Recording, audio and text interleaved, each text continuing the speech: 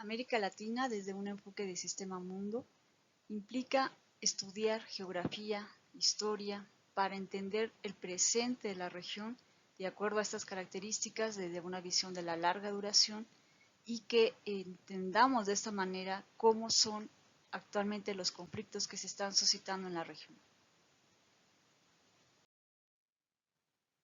Estudiar América Latina desde un enfoque sistémico implica estudiar inclusive el nombre de la región. América Latina y el Caribe se deriva de la denominación de las lenguas latinas. ¿Recuerdas cuáles son las lenguas latinas? Exacto, quiere decir que en esta nominación de lo latino queda fuera algunos términos o algunas lenguas, como sería el inglés. Por tanto, América Latina, visto desde esta visión, no contemplaría ni a Estados Unidos, ni a Canadá, ni a otras pequeñas islas del Caribe dentro de la denominación. ¿Quién crees tú que haya sido el país o el actor que referenció a América Latina como tal? Bueno, no hay un consenso, pero sí se acerca a un interés sobre todo de Francia por quedar incluida dentro de la región de alguna forma, para hacer referencia a que la lengua francesa que se habla en algunos países de América Latina también forman parte de la región. Ahora bien, el ejemplo de Iberoamérica. ¿Recuerdas cuál es la península ibérica? En efecto, España y Portugal son los dos países que se incluyen de la región ibérica.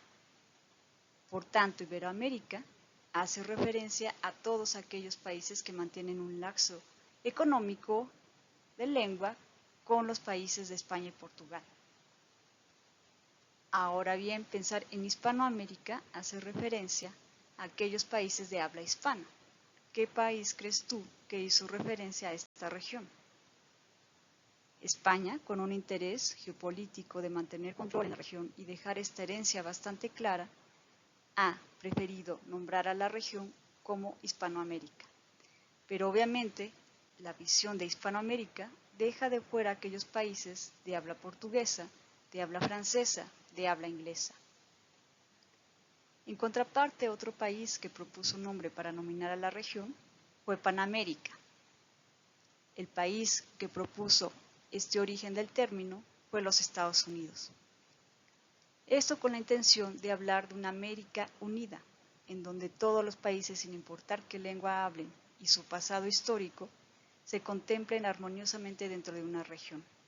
Sin embargo, evidentemente, ya tras de sí cada uno de estos términos que te mencioné, Hispanoamérica, Latinoamérica, etc., tienen profundos lazos con otras regiones o con otros intereses, y eso es muy importante entender para partir el estudio de la región. Desde un enfoque sistémico, la geografía es fundamental para comprender cuáles son las características del presente, pasado y el devenir de una región.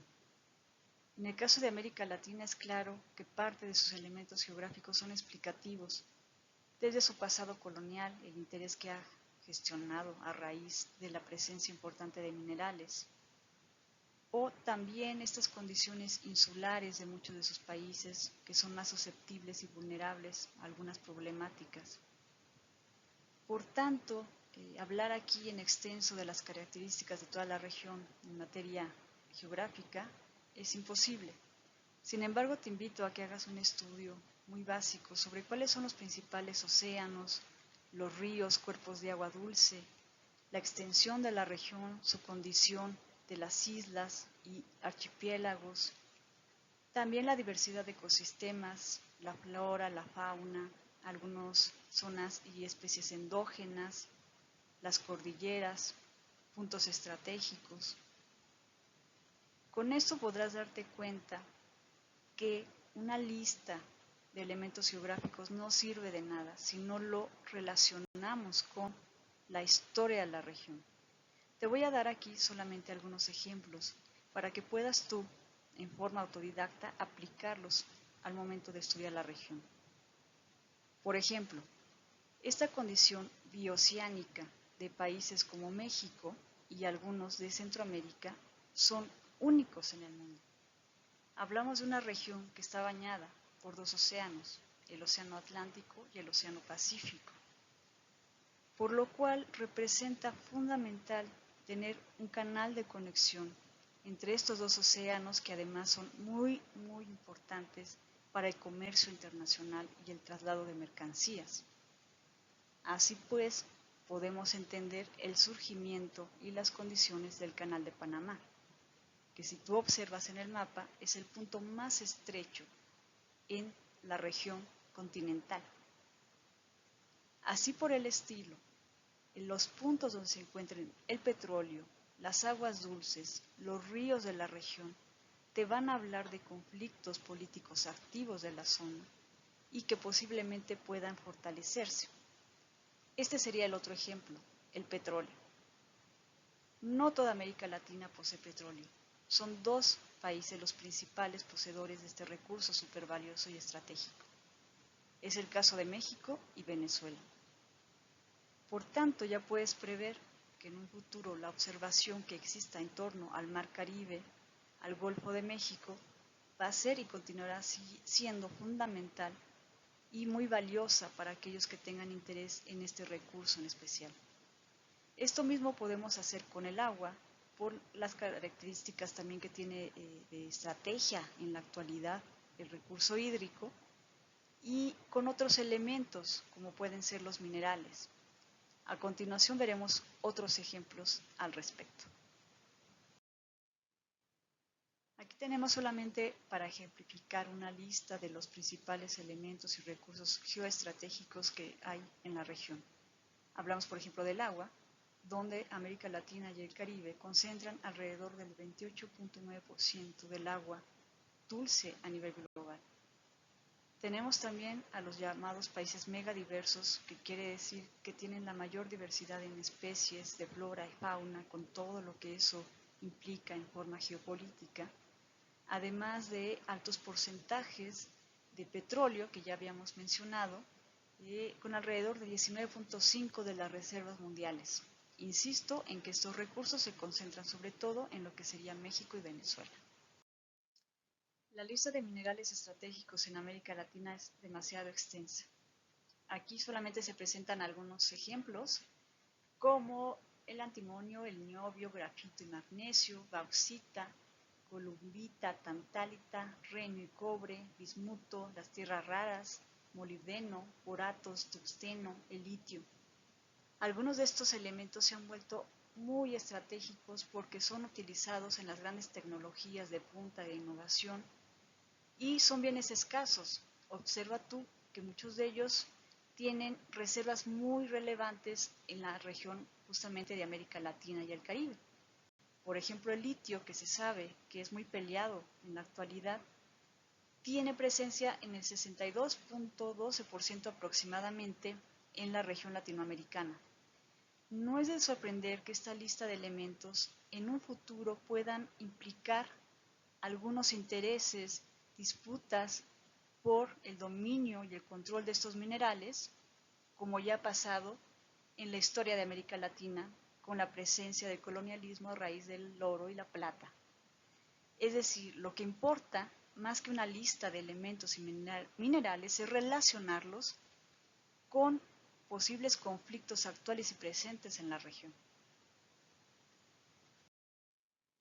Este es solamente un ejemplo a través de un mapa que contiene los principales minerales y recursos estratégicos de los países de Sudamérica.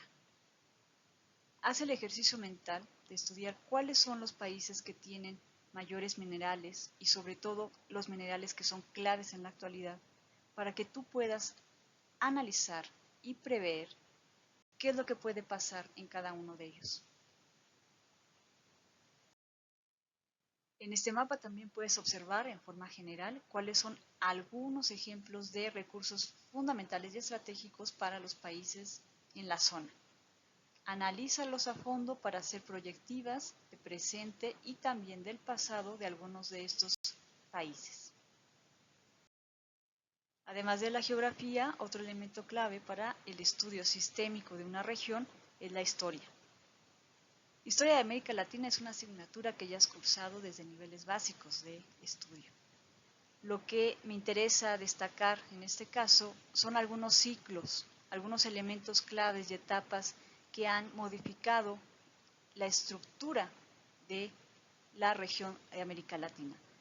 En un primer punto, resaltar zonas de imperios previos a la llegada de los colonizadores. A veces tenemos la idea de que no existían grandes organizaciones y grandes imperios en la región antes del descubrimiento llamado de América Latina. Sin embargo, tenemos que en la zona sobre todo de Centroamérica y México, junto con Sudamérica y la zona andina, ya se tenía la presencia de importantes organizaciones sociales con un alto grado de extensión territorial, de intercambios comerciales, culturales, de creación también de infraestructuras. Esto nos habla de que una región de grandes imperios fue de pronto trastocada con el arribo de los colonizadores, que va a implicar la determinación del fin de un sistema y la creación de uno nuevo. Además de esos grandes imperios, en la zona de América Latina y el Caribe existe una gran diversidad de grupos con muchas características muy variadas en cuanto a tradiciones, formas de producción económica, de organización, que hacen muy diverso a la región y que nos explican mucho la continuidad de una problemática que son las minorías étnicas al interior de los estados nacionales. Esto es porque ante la diversidad se crearon formas de organización política por parte de los imperios, sobre todo España y Portugal, que rompieron la estructura sistémica de estas pequeñas organizaciones y se va a consolidar con la creación de los estados nacionales que van a absorber a las minorías al interior de sus fronteras, pero dando lugar a las fuertes problemáticas que mantenemos en la actualidad de los grupos indígenas, de las autonomías, de la variedad de lenguas, que son resultados de la larga duración de la historia en la región. Observa pues cómo en esta diversidad se implantaron nuevas formas de organización política, como fueron los virreinatos. Tan solo 4 virreinatos aglomerando esa gran diversidad como una forma de organización funcional que fue para España, para administrar en forma centralizada sus nuevos territorios. También resalta el caso de Brasil, ¿no?, que ya desde en estos momentos de la historia empieza un poco a distanciarse del resto de la historia de los países de América Latina por esta posición, y poco a poco la presencia de otros imperios, como sería el Reino Unido, los Estados Unidos, Francia, Países Bajos, que van a llegar tarde al reparto, digamos, de cierta forma continental, pero que también lograron tener algunas zonas de presencia y que en la actualidad nos hablan que son países con una variedad lingüística o que tienen una característica a lo mejor económica o un vínculo colonial con otro país diferente a España y Portugal, y se replica, digamos, esta condición dependiente que seguimos manteniendo en la actualidad. Al igual que en la geografía, no podemos detenernos en cada uno de los aspectos de la historia de América Latina y el Caribe, por lo corto de este video y porque los fines es más bien relacionar las claves históricas con la actualidad de la región. Aquí tienes en esta diapositiva lo que sería la organización política general que tuvo España respecto a su imperio o a su dominio en tierras latinoamericanas. Me gustaría que reflexionaras en forma independiente qué aspectos de esta organización política siguen manteniendo una actualidad o se reflejan en la forma de organización política de los países de la región. Te puedo dar algunos ejemplos y puedes continuar con tu propio análisis. Una iglesia centralizada que mantenía o mantuvo el control político y económico de muchas de estas colonias. Nos hablan de esta presencia y este poder de la iglesia que ha venido a menos en la región, pero sigue todavía teniendo un fuerte influjo en la zona. El manejo centralizado de la política, en este caso de la metrópoli española, que se sigue observando en países como México y otros más, en donde el Estado concentra, inclusive territorialmente, los poderes de ejercicio en torno a la población y el manejo de la población. El centralismo territorial y político es otra de las características que nos hablan de la historia y el presente de la zona. Considero que otro ciclo histórico que dejó una impronta muy fuerte en el presente de la zona fue la cuestión del proceso de la esclavitud. La gran cantidad de población traída de diferentes partes del continente africano y que van a llegar no a todas las zonas de América Latina, sino a algunos puntos estratégicos que son ahora aquellos países que tienen mayor cantidad de población negra, pero de nueva cuenta, si lo vemos desde un enfoque de sistema, implicó la imposición de un sistema español sobre una gran diversidad local, además del arribo de nuevas formas de organización, digamos, sociales a través de la esclavitud, lo cual nos deja entrever situaciones muy presentes como el elitismo, el racismo, que siguen permeando en forma bastante evidente en la zona. Otro ejemplo de relacionar historia con presente sería el proceso de las independencias.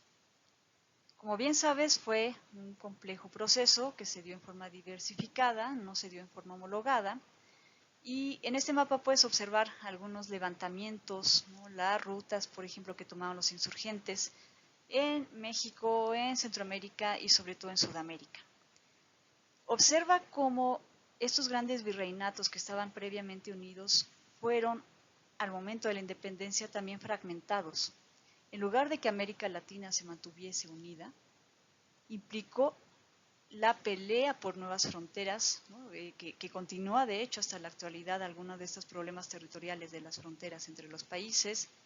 En el caso de México también la pérdida, digamos, de cierta forma del territorio en el norte y los intentos o el sueño de Bolívar de unión que lo han retomado países o presidentes de la actualidad está desde este momento un poco perdido, porque no hay que olvidar que el proceso de la independencia fue encabezado también por pequeñas élites, o élites en este caso de los criollos, que no veían por la gran diversidad étnica u otros grupos al interior, sino por sus propios intereses.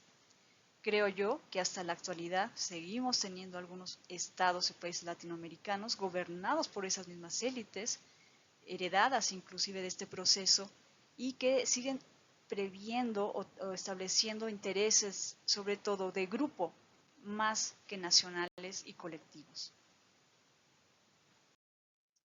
En clase ya habíamos revisado que para el enfoque sistémico y de la larga duración, la creación de los estados en cada una de las regiones en el mundo es lo que debemos observar y seguir muy de cerca para entender qué pasa en esa zona.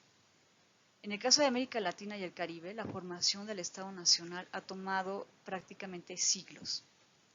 En este cuadro puedes observar algunos de los puntos que costaron más trabajo o que han sido más relevantes, digamos, para la formación de los estados nacionales a nivel económico, social, la cuestión de la fragmentación política y, por supuesto, la formación de algunas guerras vinculadas con las élites militares y los caudillos que aún pueden observarse en la región y sobre todo esta dependencia económica que se mantuvo, aunque ya no se tenía un vínculo directo con la corona española, el que hayamos surgido como una región o como un estado que proveía, vendía minerales, pues suena muy conocido a lo que sigue pasando en la actualidad.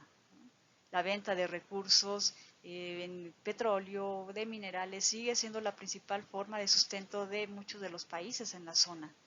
En cuestión social, esta diversidad, sobre todo étnica, se mantiene, el dominio de unas cuantas élites, la fragmentación política de la cual ya hablábamos, tanto territorialmente como por lucha por fronteras, ¿no? Esas son problemáticas centrales que han presentado y que creo yo siguen presentando todavía los estados en la zona.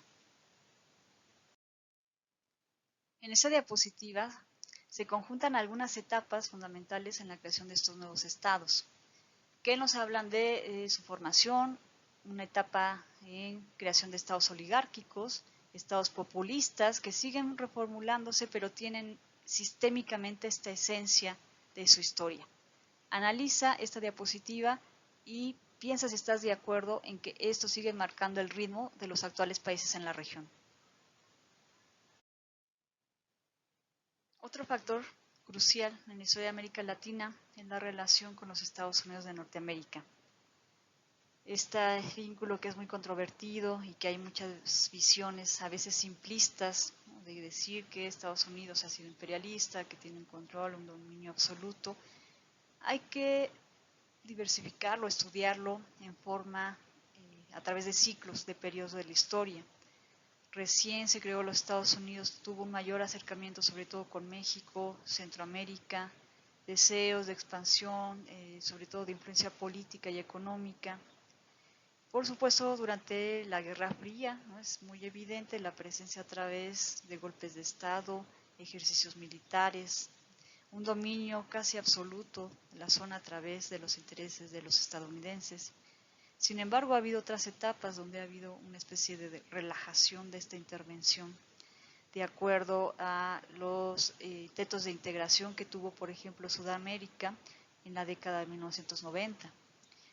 Es decir, esta relación no es simplista, debe considerarse como más a fondo, país por país, ¿no?, entender que estos vínculos no son solamente de confrontación, sino de verdadera interdependencia, ¿no?, comparten geografía y por tanto estudiar la historia de América Latina no puede realizarse si no estudiamos a la par también la historia del vecino del norte. Otro resultado de la historia va a ser, por ejemplo, la movilización social. Muchos de los movimientos sociales de la actualidad tienen raíces históricas profundas y se centran, por ejemplo, en el periodo de la Guerra Fría, del enfrentamiento entre los Estados Unidos y la URSS, en donde algunos de estos grupos, inclusive, de tener tintes políticos, ideológicos, cercanos al comunismo, al pasar del tiempo van a cambiar de estrategias y de fines para algunos de ellos volverse inclusive grupos asociados con guerrillas, con narcotráfico, con tráfico de armas, de personas, etc. Es decir, que la movilización social nunca se ha unificado en su conjunto en la región y ha sido resultado de procesos particulares que al devenir y al paso del tiempo pueden generarles un cambio esencial en su forma de operación y de organización. Y así por el estilo, cada una de las etapas históricas de la región la podemos estudiar de esta forma, siempre haciendo una relación con el presente de la zona. Y bueno, algunas tendencias, puntos centrales de tendencias que se vislumbran en América Latina para el siglo XXI, tienen que ver con el abandono paulatino de los principios neoliberales, aunque en el fondo eso no implique realmente un cambio en las estructuras dependientes que se han ido formando a lo largo de ciclos. Esto es lo que estudiábamos de la larga duración, es decir, a pesar de estas coyunturas, estas cuestiones de eventos, de fondo, la región latinoamericana sigue reproduciendo esta forma de sistema dependiente a los centros, sobre todo de dependencia económica, y que evidentemente a pesar de los cambios, de los eventos que se susciten, inclusive en la actualidad, ahorita las crisis económicas, lo que se está forjando, no van a cambiar de fondo esta característica que se ha venido forjando a lo largo de todo el tiempo de la larga duración. Creo que lo anterior explica también el fracaso de muchos de los intentos fallidos de integración económica, ¿no? Nos preguntamos por qué si América Latina tiene mal que bien la misma lengua, la misma religión, a pesar de la diversidad étnica que ya platicábamos, esta geografía privilegiada, los minerales, ¿por qué no termina de despuntar? En los intentos de integración regional que han sido fallidos, se observa mucha rivalidad política entre los países.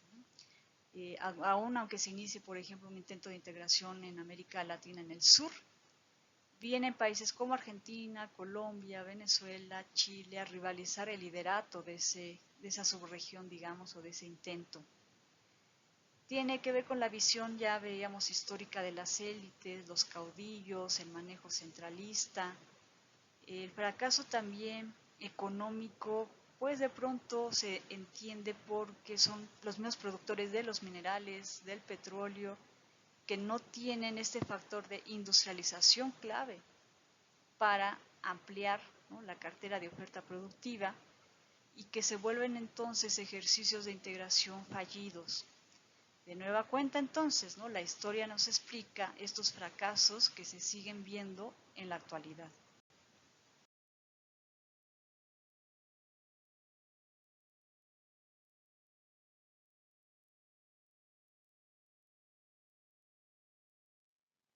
En la actualidad, otro punto que caracteriza a la región de América Latina, desgraciadamente, son sus altos niveles de violencia.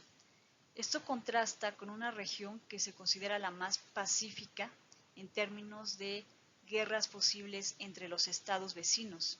Es decir, no tenemos guerras interregionales o internacionales activas, pero sí unos altos niveles de violencia.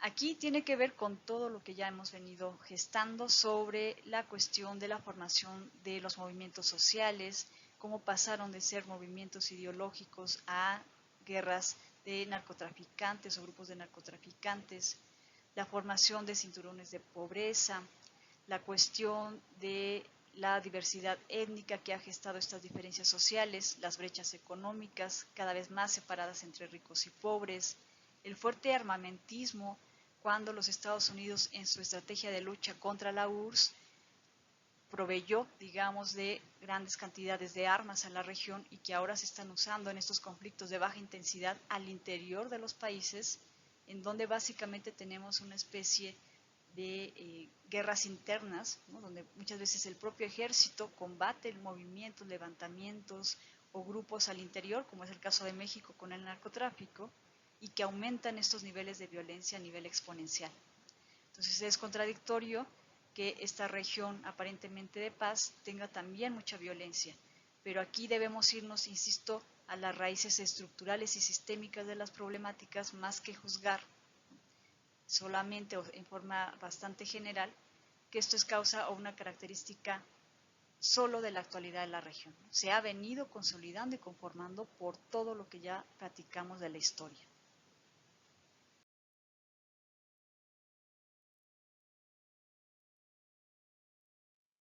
Bajo esa misma lógica debemos entender otro de los rasgos que desgraciadamente se ha asociado a América Latina en la actualidad, que es el narcotráfico. El narcotráfico no es un fenómeno nuevo, no se ha gestado de la noche a la mañana. Hay que entenderlo desde las características también del fracaso del Estado Nacional, la formación, por ejemplo, de los famosos caciques de los cuales platicábamos, operan de forma bastante vinculada con la organización del narcotráfico en la actualidad. Dominio de un territorio, apropiación casi que de las funciones del Estado, ejercicio y uso del monopolio de la violencia, delimitación o ambición, digamos, de lucha por los territorios y ampliación de sus dominios. Esto es mucho de la forma en que operaban o operó en algún momento de la historia los grupos, ¿no? Militares, inclusive en los ejércitos, en las zonas, ¿no? Locales.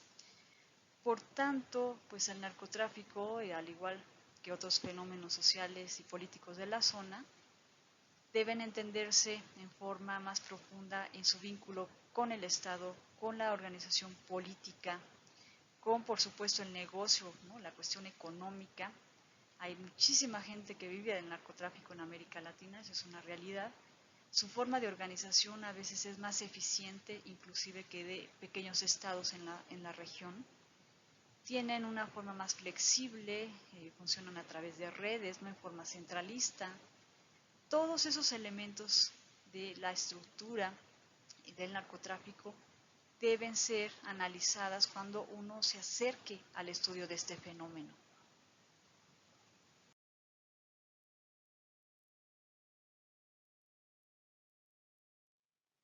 Bajo la misma lógica se puede analizar otro factor que se asocia mucho con la condición del siglo XXI en América Latina, que es la migración.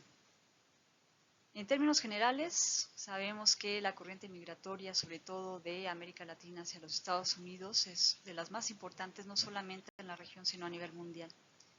Sin embargo, si lo vemos a fondo, hay una alta movilización en crecimiento, en aumento de movimiento de la población, pero no solamente hacia Estados Unidos, sino ha venido creciendo la migración interregional. por ejemplo, flujos de Haití hacia República Dominicana, de Nicaragua a Costa Rica, Colombia a Venezuela, recientemente ahora ya de Venezuela hacia los países vecinos, después de la crisis política.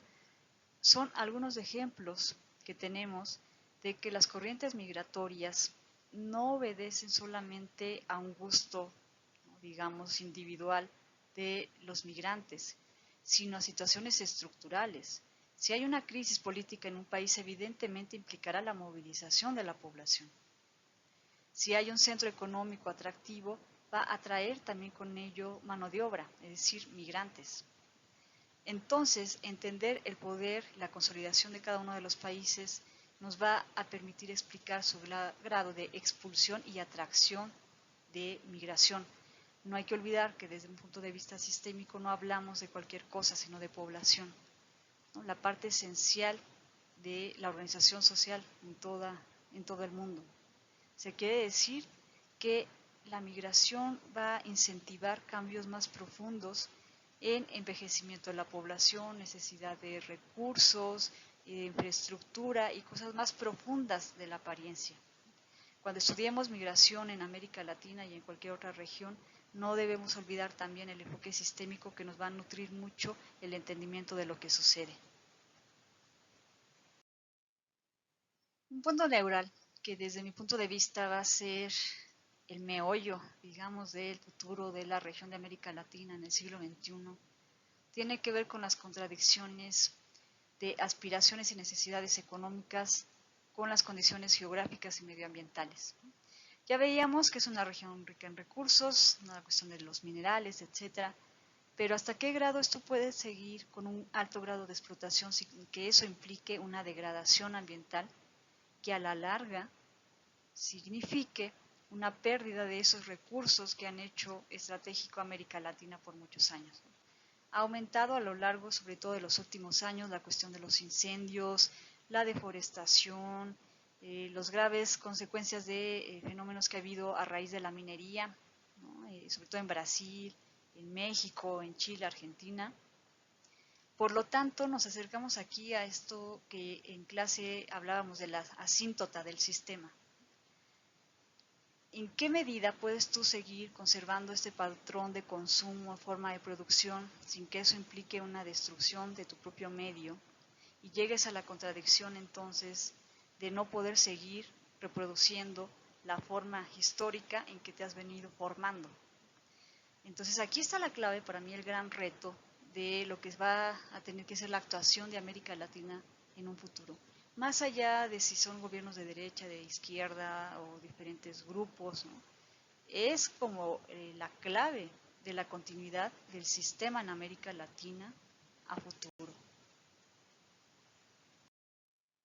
Y bueno, finalmente una pequeña lista de algunas otras problemáticas sociales que desde el punto de vista de la agenda internacional son apremiantes para el siglo XXI en la región, como son el cubrir los servicios de salud, más ahora con todo lo que estamos viviendo, el crecimiento de la población, la rápida urbanización, los problemas de género, embarazos en adolescentes, la cuestión de violencia hacia las mujeres, la alfabetización, la cuestión de la seguridad alimentaria, porque muchas veces la región importa sus alimentos, por lo tanto no tiene esta capacidad de autogestión en materia de alimentos.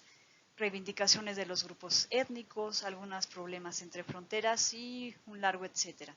Cada uno de estos fenómenos debemos analizarlos otra vez no en forma simplista, sino buscando las raíces estructurales para entender en qué momento se gestaron, cuáles son sus características reales y cómo podemos llegar a soluciones desde este punto de vista más profundo.